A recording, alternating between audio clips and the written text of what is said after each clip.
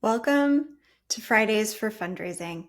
In the next 5 minutes, you're going to learn one step you can take before you leave the office today that can move fundraising forward for your small nonprofit. Hi, I'm Kelly, founder of From Scratch Fundraising, where we help nonprofit leaders raise more dough without burning anything. Every Friday, I'm here to serve up one bite-sized fundraising assignment that you can tackle in about an hour. Think of it as your weekly recipe for sustainable fundraising success. No overwhelm, just actionable steps that move the needle. This week, we're starting to work on our year-end campaigns. I find that unfortunately, a lot of small nonprofits don't start thinking about their year-end campaign until late October, and sometimes that's a best case.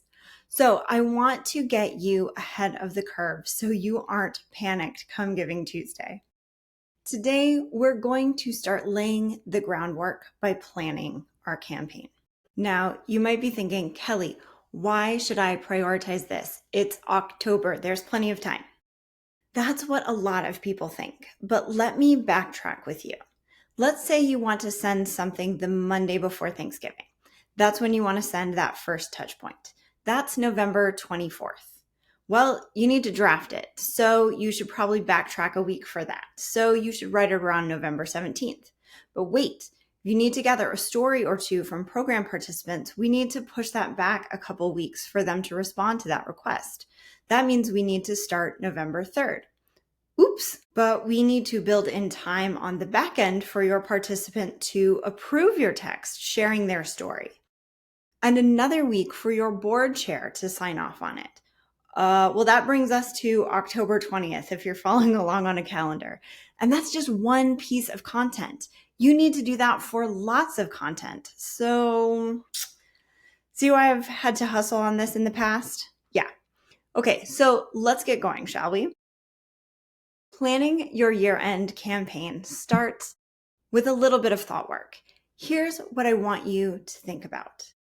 What is the theme of your campaign? You don't have to have a deeply thought out theme or some catchy tagline, but you can. My favorite from a food and clothing bank I worked with was love, dignity, and burritos. But you can also just decide your theme is celebrating our 10th anniversary and leave it there. Second, I want you to think about who is your target audience. Now, this one I find small nonprofits don't think about enough, but here's what I know. When you're talking to everyone, you're actually talking to no one. Your message is too generic. It doesn't hit. You have to really think about who you are targeting, what they want to hear from you, and what you're asking. For example, I might say, this campaign, I really want to focus on regular donors who aren't recurring donors. So I want to show them what consistent support would do for us, and then ask them to sign up for a monthly gift. Without that clarity, you're just running around with your hand out. After that, number 3, where will we reach our target audience? Think about where your target audience is hanging out. If your regular donors are all on your email list and you want to hit recurring giving with your campaign, you don't really need to work a big social media strategy. If you have time to do that, fabulous. But when you're a one-person team, you want to target your audience and forget the fluff. Heck, if your time is best spent on major gifts at year end, your entire year end campaign could just be a bunch of one-on-one donor meetings. No content creation required. So I want you to think about where your ideal audience is hanging out.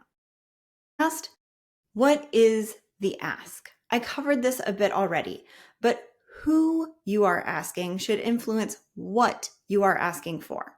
Someone brand new to your organization who has never heard of you before, you don't want to ask them for a monthly gift. They have no reason to do that yet. Similarly, don't ask for major gifts via email. Major gifts are one-on-one conversations. So think about the ask based on your target audience.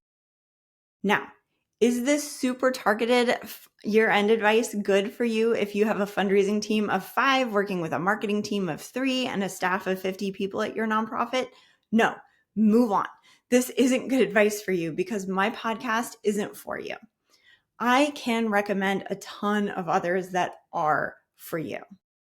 But if you're a solo executive director or solo development director trying to do it all, and you're terrified of year end, welcome, friend.